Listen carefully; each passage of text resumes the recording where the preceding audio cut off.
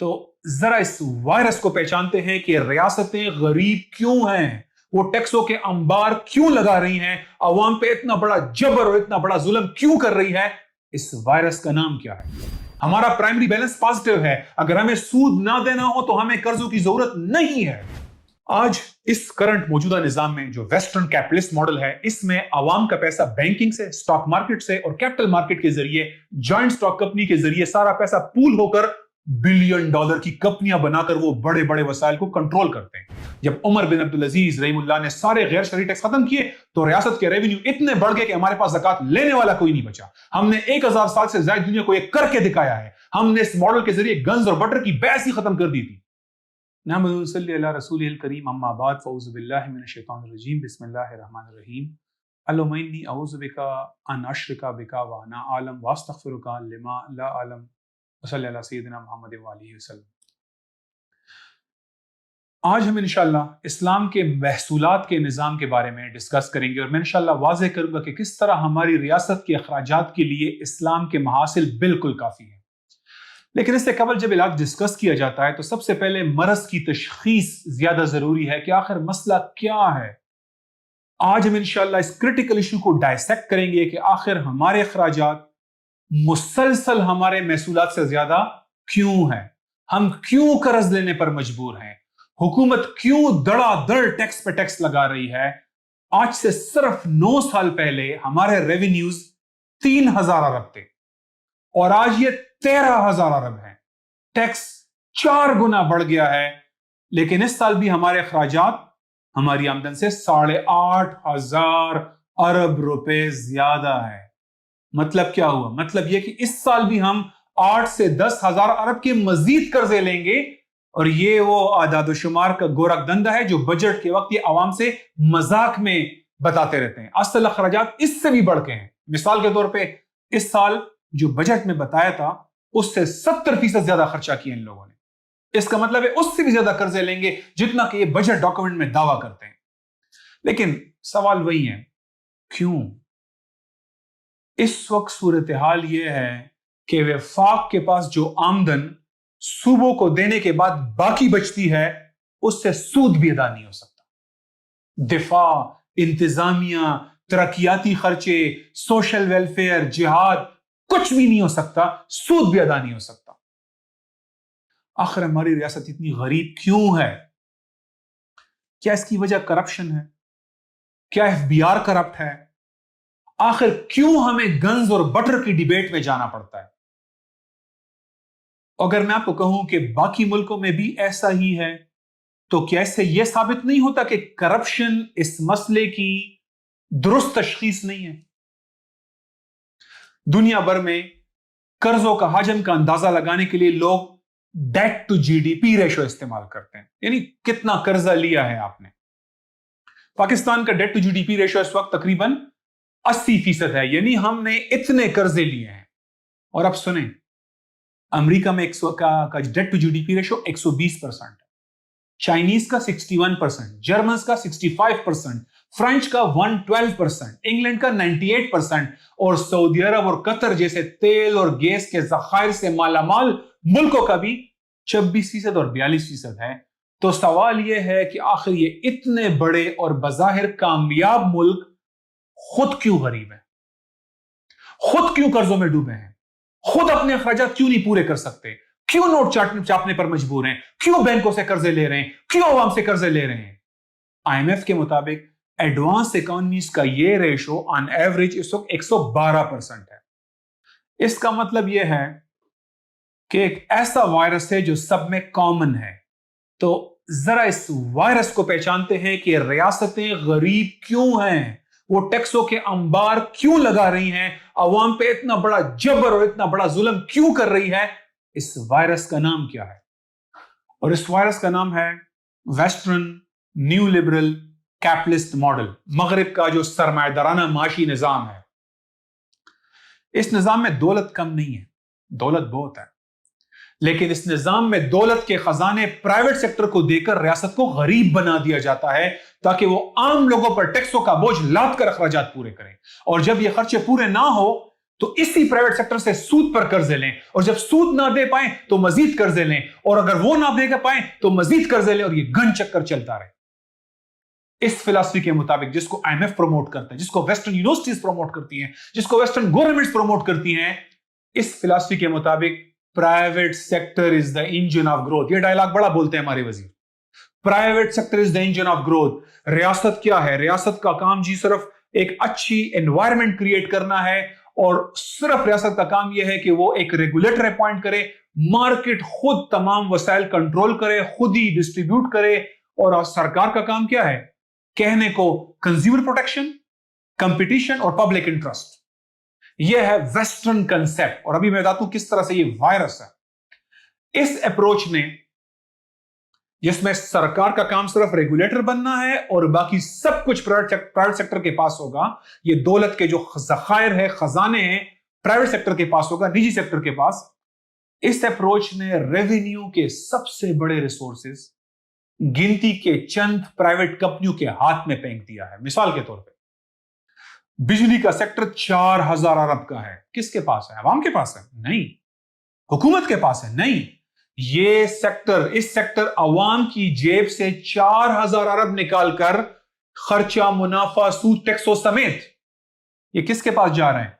IPPs के पास, सरमाएदारों के पास, बैंकों के पास, और एक हिस्सा टैक्सों की शक्ल में सरकार के पास जा रहा है। गैस का सेक्टर कितना बड़ा है? 1500 अरब का। किसके पास जाएगा? प्राइवेट सेक्टर के पास होना चाहिए। यह वेस्टर्न कंसेप्ट है, उनकी जेब में जाएगा। पेट्रोलियम के मामला, एक्सट्रैक्शन, ट्रांसमिशन, डिस्ट्रीब्यूशन किसके पास होना चाहिए? उनके मुताबिक प्राइवेट सेक्टर के पास होना चाहिए। कितना साइज है इसका? 1000, 2000, 3000 अरब का साइज होता है इस सेक्टर का। Telecom, broadband, railway, road infrastructure, fertiliser, cement, refineries, हर area, sugar mill, financial market, सब सेक्टर में 80 to 90% शेयर 10 से 20 कंपनियों के पास है। मसलन 3 अमेरिकी कंपनियां इस वक्त, जिसमें एनवीडिया, एप्पल और माइक्रोसॉफ्ट शामिल हैं, गूगल और अमेज़न भी पास पास ही हैं। ये 3 कंपनियां $9 ट्रिलियन की हैं, 9000 अरब डॉलर की हैं। 20-20 मुल्कों जैसे साइज की एक कंपनी है। 1 अरब इंसानों से ज्यादा दौलत की मालिक एक कंपनी है। कैसे? दुनिया भर की ऑयल इंडस्ट्री, ये फिगर सुने, दुनिया भर की ऑयल इंडस्ट्री 1950 से लेकर अब तक हर दिन $3 अरब का मुनाफा कमा रही है। ये गार्डियन की रिपोर्ट है, 1 साल पुरानी। $3 अरब पर डे खालिस मुनाफा 1950 से आज तक। यह है न्यू लिबरल कैपिटलिज्म। इमेजिन करें अगर ये दौलत सरकार के पास होती और अवाम पर खर्च होती, किसी भी मुल्क में टैक्स देने की जरूरत पड़ती? रियासत के पास बचा क्या? जब सारी दौलत आपने प्राइवेट सेक्टर के हवाले कर दी, आधी दुनिया के इंसानों से ज्यादा दौलत आपने 1 दर्जन से कम कंपनियों को दे दी, तो रियासत के पास क्या बचा? ठेंगा। रियासत का नॉन टैक्स रेवेन्यू तो आपने खत्म कर दिया ना। अब रियासत क्या करे? या तो अवाम पर टैक्सों के अंबार लगाएगी, या फिर जो जिम्मेदारियां हैं, सेहत, तालीम, सिक्योरिटी, पानी, सफाई, वो खत्म कर देगी, कम कर देगी। और सारी हुकूमतें दोनों काम कर रही हैं, टैक्स भी लगाओ और सारी फैसिलिटीज भी ऐसा ऐसा कम करके प्राइवेट सेक्टर को कहो खुद अपने पैसों पे खुद खरीदो। दूध, बिस्किट, बिजली, petrol, gas, mobile call, internet, गाड़ी, तालीम, सेहत, दवाई, पार्किंग, खरीदो फरोख्त, सब पे टैक्स लग रहा है। ये देख के बगैर किसी के पास इस्तात है नहीं है। Income tax, general sales tax, excise, custom, withholding, service tax, professional tax, corporate tax, surcharge, नामों की लंबी कतार है। नाम खत्म हो जाते हैं, एडिशनल सरचार्ज लग जाता है। नेचुरली प्राइवेट सेक्टर पे जब आप लगाएंगे, वो प्रोटेस्ट करेंगे, वो हड़तालें करेंगे, वो ब्लैकमेलिंग करेंगे, वो लॉबिंग करेंगे, वो टैक्स इवेजन करेंगे, टैक्स अवॉइडेंस करेंगे, पॉलिटिकल डोनेशन देंगे, एलिट कैप्चर से काम लेंगे, रेगुलेटरी कैप्चर से काम लेंगे। वो तो नहीं देंगे। भैया मेरी मेहनत की कमाई आप मुझसे छीनोगे, मैं तो नहीं दूंगा। मैं तो हर रास्ता ढूंढूंगा कि आपको ना दूं। पूरी दुनिया में ऐसा होता है, सिर्फ पाकिस्तान में नहीं, पूरी दुनिया में यह हाल है। ऊपर से डेमोक्रेसी में चोर डाकुओं को पैसे दूं तो टैक्स जमा करना मुश्किल हो जाता है सरकार के लिए। कोई भी खून पसीने की कमाई इजीली नहीं देगा। जब वो टैक्स जमा नहीं कर पाते तो फिर क्या करते हैं? कर्ज लेते हैं। यहां से डेफिसिट बजट शुरू हो जाते हैं। खर्चात ज्यादा, आमदन कम। प्राइवेट सेक्टर को सब कुछ दे दिया, टैक्स लेना मुश्किल काम है। जब टैक्स जमा नहीं हो पाता, बस सूदी कर्जों से फाइनेंस करो। اور یہ قرض ہم کیوں لے رہے ہیں؟ یہ ہم تنخواہوں کے لیے لے رہے ہیں، اس سے منگلا ڈیم تو بیلا ڈیم نہیں بنا رہے کہ وہاں سے کما کر واپس کر دیں گے. تو پھر ہم کہاں پھنس جاتے ہیں؟ دلدل کے اندر. اور اس دلدل میں پاکستان آلریڈی پھنس چکا ہوا ہے. It was only a matter of time and the time has arrived. Pakistan اس سال 10,000 ارب کا سود دے گا. Let this fact sink in. یہ ہے کہانی کہ کیوں ریاست اور ریاستیں غریب ہیں اور پرائیویٹ سیکٹر کا ایک طبقہ سپر رچ ہے. ریاست کے مشترکہ وسائل، اسٹریٹجک وسائل، کیپٹل انٹینسو انڈسٹری چند سرمایداروں کے پاس ہیں، وہ بھی منافی اور کارٹیل کی شکل میں، جنہوں نے ایلیٹ کیپچر سے ریگولیٹری کیپچر کی شکل میں لوٹ مار کا بازار گرم کر رکھا ہے. یہ ہے وہ وائرس، یہ ہے وہ وائرس جس کے بارے میں کوئی معیشت دان، کوئی ٹی وی اینکر، کوئی سیاستدان ڈسکس نہیں کرتا. اور ان سب کے باوجود ہمارا ملک وسائل سے اتنا مال و مال ہے کہ اگر ہمیں سود ادا نہ کرنا ہو، آج بھی ہمارے محصولات اخراجات سے زیادہ ہیں، 2,500 ارب زیادہ ہیں. ہمارا پرائمری بیلنس پازیٹیو ہے. اگر ہمیں سود نہ دینا ہو تو ہمیں قرضوں کی ضرورت نہیں ہے. اتنا وسائل سے مالا مال ملک ہے جس کو آپ نے برباد کیا ہوا ہے. اب آتے ہیں ذرا اس مسئلے کی تشخیص کے بعد اسلام کے نظام پہ. اسلام کا ریونیو سسٹم کیا ہے؟ اسلام کے ریونیو کے ذرائع کافی ڈائیورس ہیں. ہمارا نان ٹیکس ریونیو اتنا زیادہ ہے کہ ہمیں اسلام کی جانب سے عائد فرض ٹیکسوں سے ہٹ کر ٹیکس لگانے کی بہت کم ضرورت پڑتی ہے. اور ان ٹیکسوں کے بھی سخت شرائط ہیں کیونکہ عام لوگوں پہ عائد نہیں ہوتی. یہ نان ٹیکس ریونیو کیا ہے جو اسلام جمع کرتا ہے؟ آئیں دیکھیں میں نے آپ سے کہا ویسٹرن کیپٹلسٹ اکنامک تھیوری یہ ہے کہ جناب سب کچھ پرائیویٹ سیکٹر کو دو. اسلام اس سے متفق نہیں ہے. اسلام یہ نہیں کہتا کہ اہم وسائل پرائیویٹ سیکٹر کے حوالے کر دو. نہیں، ٹھیک ہے، ہم یہ نہیں کہتے کہ ہم پرائیویٹ سیکٹر کے پاس وسائل نہیں ہوتے، لیکن اسلامی خلافت اکانومی کو ریسٹرکچر کرے گی. اسلامک اکانومی میں 3 طرح کی پراپرٹیز ہیں: پبلک پراپرٹی، اسٹیٹ پراپرٹی اور پرائیویٹ پراپرٹی. تینوں پراپرٹیز ہیں: مشترکہ ملکیت، سرکار کی ملکیت اور عوام کی ملکیت. اور پبلک پراپرٹی جو مشترکہ ہے، اسٹیٹ پراپرٹی سرکار کی، یہ دونوں کو سرکار چلاتی ہے. جبکہ پرائیویٹ پراپرٹی لوگوں کی ہے، لوگوں کی امانت ہے، لوگوں سے آپ چھین نہیں سکتے. اب اس پبلک پراپرٹی سے اور اسٹیٹ پراپرٹی سے کئی ہزار ارب کی آمدن اور منافع ریاست کے بیت المال میں جمع ہوتا ہے. Let me explain how. Public property کیا ہے؟ مشترکہ پراپرٹی کیا چیز ہے؟ رسول اللہ صلی اللہ علیہ وسلم نے فرمایا الناس شرکاء فی الثلاث الماء والکلاء والنار. 3 چیزیں جوائنٹ پراپرٹیز ہیں. 3 چیزوں میں انسان برابر کے مالک ہیں: پانی کے وسائل، چراگاہیں اور جس سے آگ پیدا ہو، جس میں توانائی کا پورا سیکٹر شامل ہے. ایک اور واقعے میں نبی صلی اللہ علیہ وآلہ وسلم نے ایک زمین ایک صحابی کو الاٹ کر دی. جب پتا چلا کہ اس میں نمک کی کان ہے تو آپ نے وہ واپس لے لی. یہاں سے کچھ احکامات نکلتے ہیں کہ وہ پراپرٹی جو کسی ایک فرد یا چند افراد کو دینے سے تمام سوسائٹی اس سے محروم ہو جائے گی، وہ تمام پراپرٹی مشترکہ ملکیت. اس میں تمام انفراسٹرکچر پراپرٹیز شامل ہیں. تو basically water reservoirs, power sector, oil and gas sector, mineral sector, road, motorways, railway, broadband infrastructure, یہ سب جوائنٹ پراپرٹی ہے. کوئی پرائیویٹائز نہیں کر سکتا، کوئی نجکاری نہیں ہوگی اس کی. صرف بجلی کے سیکٹر کا عام کے جو ریونیو ہے وہ 4,000 ارب ہے. 1,500 ارب کا گیس کا صرف ڈسٹریبیوشن سیکٹر ہے. Extraction, refinery, transportation, distribution, LPG company, gas کی پوری سپلائی چین، کول، RLNG، تر، ریکوڈک، مائننگ کا اربوں ڈالر کا سیٹ اپ، موٹر ویز، ریلوے، ٹیلی کام، انٹرنیٹ بیک بون، یہ سب ریاست کے پاس ہوتا ہے. جب یہاں کی آمدن اسٹیٹ کے بیت المال میں جائے گی تو اسٹیٹ کیوں ٹیکس لے گی آپ سے؟ جب اسٹیٹ کو نہ سود دینا ہے اور یہاں سے آمدن آ رہی ہے، چند اسٹیٹوں کے پاس نہیں ہوگی، تو اسٹیٹ کیوں سود آپ سے کیوں ٹیکس لے گی؟ پھر ایک اور سیکٹر ہے جو بھی اسٹیٹ کے پاس ہو سکتی ہے اور بڑا پورشن اسٹیٹ کے پاس ہوگا، پرائیویٹ سیکٹر کے پاس بھی ہو سکتا ہے، لیکن اکثر پورشن اسٹیٹ کے پاس ہوگا. کیوں؟ یہ اسٹیٹ پراپرٹی کہتے ہیں. اس کو میں آپ کو ایکسپلین کرتا ہوں. آج اس کرنٹ موجودہ نظام میں جو ویسٹرن کیپٹلسٹ ماڈل ہے، اس میں عوام کا پیسہ بینکنگ سے، سٹاک مارکیٹ سے اور کیپٹل مارکیٹ کے ذریعے، جوائنٹ سٹاک کمپنی کے ذریعے سارا پیسہ پول ہو کر بلین ڈالر کی کمپنیاں بنا کر وہ بڑے بڑے وسائل کو کنٹرول کرتے ہیں. مثال کے طور پر ہمارے بینکس کی کارپوریٹ لینڈنگ 1,000 ارب ہے. سٹاک ایکسچینج کی مارکیٹ کیپٹلائزیشن 36 بلین ڈالر یعنی 10,000 ارب روپے ہے. یہ ہے وہ سسٹم جس کے ذریعے ویسٹرن ماڈل پیسہ موبلائز کرتا ہے. اب اسلام میں یہ ایگزسٹ نہیں کرتا. اسلام میں نہ سٹاک ایکسچینج ہے، نہ یہ بینکس ہیں، نہ یہ جو کیپٹل مارکیٹس ہیں، یہ ایگزسٹ نہیں کرتے. تو اب آپ اپنے دوستوں، بھائی چارے کے ذریعے، دوستوں کے پارٹنرشپ سے کتنا پیسہ پول کر لیں گے؟ کیا آپ 500 अरब रुपए की OGDC बना सकते हैं? क्या आप 250 अरब की नेस्ले बना सकते हैं? क्या आप 200 अरब की मारी गैस कंपनी बना सकते हैं? नहीं बना सकते। तो फिर heavy electrical, defence, heavy mechanical, airline, fertiliser, steel mill, cement, sugar mill, घी और ऑयल मिल में भी सरकार को इन्वेस्ट करना पड़ेगा। इसका मतलब क्या है? इस सेक्टर में भी काफी सारा इनकम स्टेट के पास जाएगी। मैं ये नहीं कह रहा कि कोई स्टेट एक ऑयल मिल नहीं खोल सकता, शुगर मिल नहीं खोल सकता, खोल सकता है, लेकिन अमलन मेजॉरिटी पोर्शन स्टेट के पास जाएगा, क्योंकि कैपिटलिस्ट फाइनेंसिंग मॉडल नहीं होगा, और इससे स्टेट मेजर प्लेयर बनेगी, और इस सेक्टर का रेवेन्यू और यहां के ह्यूज प्रॉफिट भी रियासत की तिजोरी में जाएंगे, और ये रियासती प्रॉपर्टी में शामिल होगी।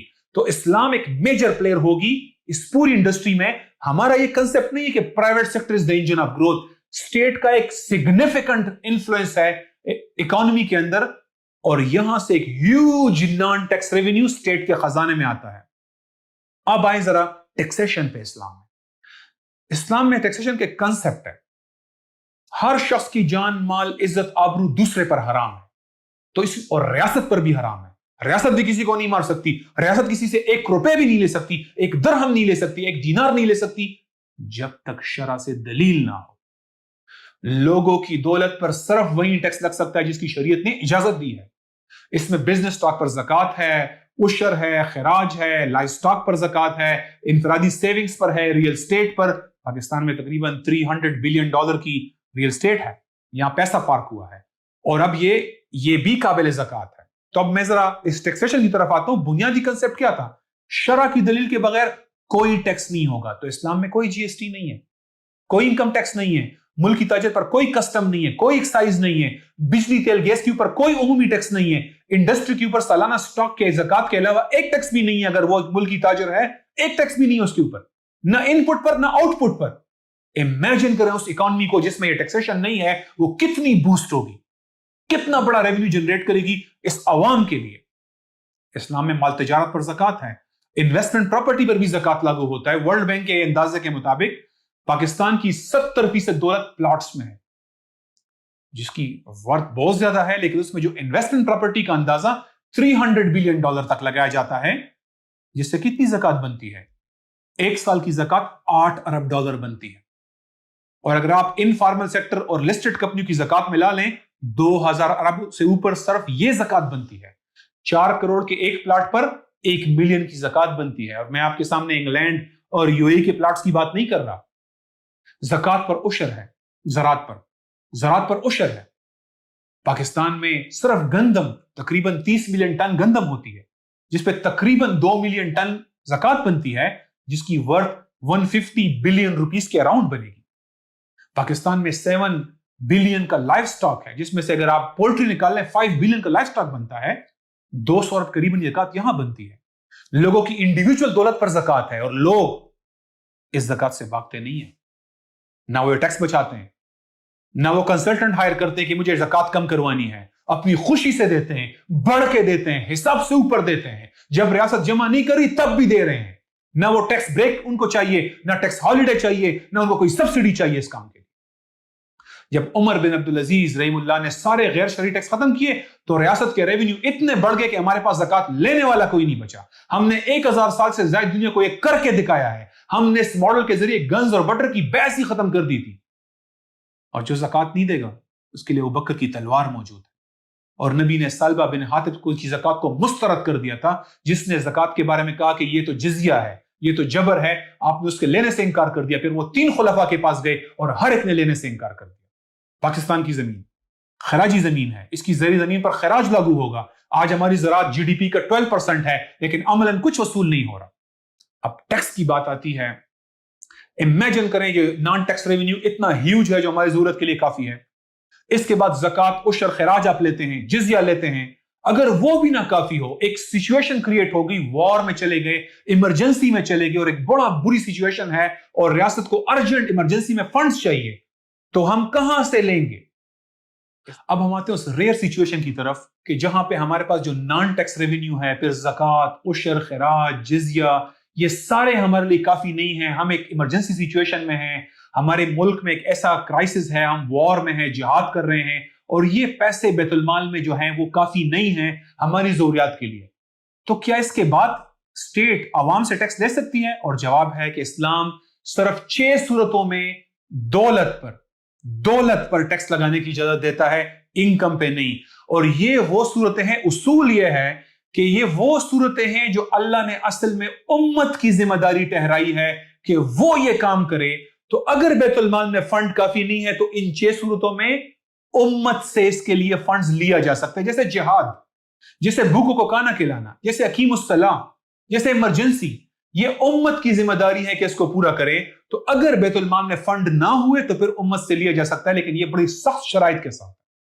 یہ ایک ون ٹائم ٹیکس ہوگا، یہ ڈائریکٹ ٹیکس ہوگا، یہ ویلتھ کے اوپر ہوگا، انکم کے اوپر نہیں ہوگا، اور عام عوام سے نہیں لیا جائے گا۔ پس اسلام ریاست میں دولت کے چند ہاتھوں میں ارتکاز کو روک کر اس کثیر ریونیوز کو عوام پر خرچ کر کے عوام میں دولت کی تقسیم کو بہتر بنا دیتی ہے، اور لوگوں کی بنیادی ضروریات کو سوشل نیٹ ورک اور پھر براہ راست ذمہ داری سے پورا کر کے عوام کو خوشحال بنا دیتی ہے۔ یہ ہے وہ سٹرکچر، یہ ہے وہ سٹرکچرل متبادل جس کو صرف ریاست خلافت نافذ کرتی ہے۔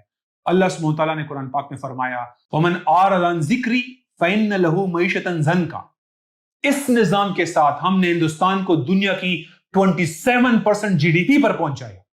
ہم خلافت راشدہ، امیہ، عباسی اور عثمانی تمام ادوار میں پرپیچول وار میں رہے۔ ہم نے ایشیا، افریقہ، یورپ بلکہ ہر بر اعظم پہنچے، اور بغیر کسی کولونیل اپروچ کے یہ نظام ہمیں فائنینس کرتا رہا۔ Imagine the Africa under West and the Africa under Islam۔ صرف 18ویں صدی میں ہم نے کوئی درجن بھر انٹرنیشنل جنگیں لڑی، لیکن یہ نظام، یہ اکنامک سٹرکچر یہ ہمیں سپورٹ کرتا رہا۔ موروکو سے سمرقند تک ہم خوشحال تھے۔ پاکستان وسائل کے لحاظ سے انتہائی مالا مال ملک ہے، لیکن ویسٹرن اکنامک ماڈل جس کا نام ہے نیو لبرل کیپٹلسٹ سسٹم، اس نے ہمیں سکھ مین آف ایشیا میں بدل دیا ہوا ہے۔ آئیں کہ ہم اپنی اکانومی کو اسلام کے مطابق ریسٹرکچر کریں۔ اٹ از دا ٹائم کہ ہم اسلام کی یونیورسلٹی اور ٹائملینس پر ایمان رکھیں، اور اللہ پہ یقین کے ساتھ، خلافت کے قیام کے ساتھ اس امت کی حالت کو سدھاریں۔ وآخر دعوانا الحمدللہ رب العالمین۔ صدق اللہ العظیم۔